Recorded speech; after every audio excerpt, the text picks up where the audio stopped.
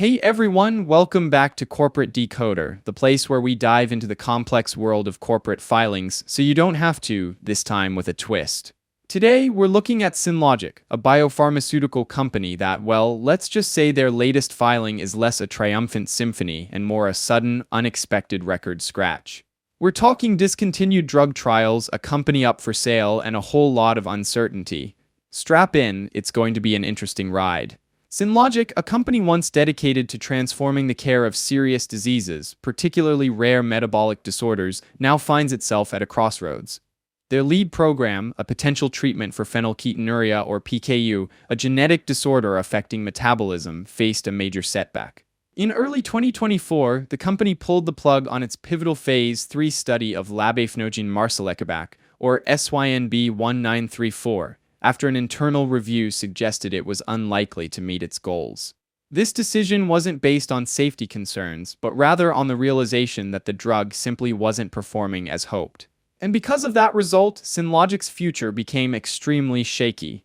No longer is the company trying to develop new drugs, instead, they are actively seeking a buyer. Basically, the whole company is up for sale. This includes a potential merger or an outright sale of the company. The company's official statement says it is focused on pursuing strategic initiatives to enhance stockholder value.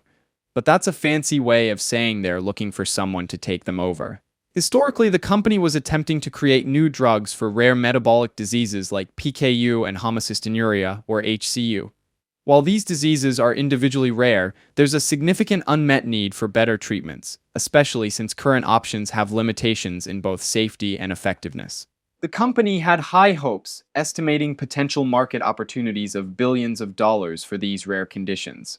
Their previous work with SYNB1934 had shown some promise in Phase 2 trials, with some patients experiencing a significant reduction in phenylalanine levels, a key marker for PKU. However, those results ultimately did not translate to the Phase 3.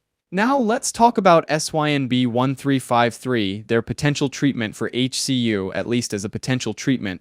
This drug has received some positive attention from regulators, being granted Fast Track, Orphan Drug, and Rare Pediatric Disease designations. This suggests that there is some interest in the drug. HCU is another rare metabolic disorder, and in this condition, the goal is to reduce and control levels of homocysteine, a toxic substance that builds up in the blood. In early trials, SYNB1353 has shown some interesting results. In one Phase 1 trial, it demonstrated that the drug actually lowered plasma levels of methionine when measured over 24 hours. So at least it is doing something. The company also has a drug candidate called SYNB2081 for the treatment of gout.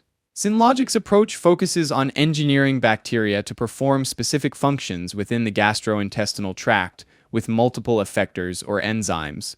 However, in February 2024, all programs came to a halt when the Symphony 3 trial was discontinued. Synlogic had a significant collaboration with Ginkgo Bioworks, but with the change in Synlogic's strategy, they would no longer need the services from Ginkgo. The company also had over 112 owned patents and applications. As a biopharmaceutical company, Synlogic is subject to extensive regulations, including rigorous testing and approval processes by the FDA.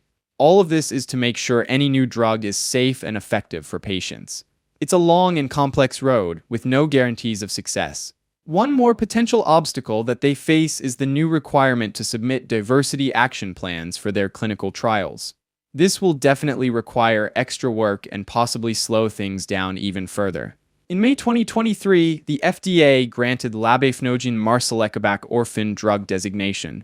There is also RPDD, which would provide them with vouchers. In general, what this all means is that the regulators thought there was some promise. And even if a drug gets approved, it might only be for a very specific group of patients or a narrow use, making it harder to generate revenue. It's a complex situation that is often uncertain due to things like pricing, changes in regulations, and lawsuits. There is a restatement of some numbers due to an error in previously issued financial statements. As of June 28, 2024, the aggregate market value of common stock held by non-affiliates was roughly $4.1 million, based on a closing price of $1.50 per share. This metric gives a sense of the company's size and the public's valuation of its shares. The company has just 67 stockholders of record of the common stock. For the year 2024, the net loss was about 23 million, with the share price being around minus 1.92, compared to last year's approximately 61 million loss or minus 9.42 per share. The cash flow used in operating activities was about 32 million, but it had 25 million coming in from investing activities. Auditor was KPMG. This is a big one. Synlogic admits it had a material weakness in its financial reporting. This means they didn't have the right controls in place to ensure their financial information was accurate. The SEC could do something about it.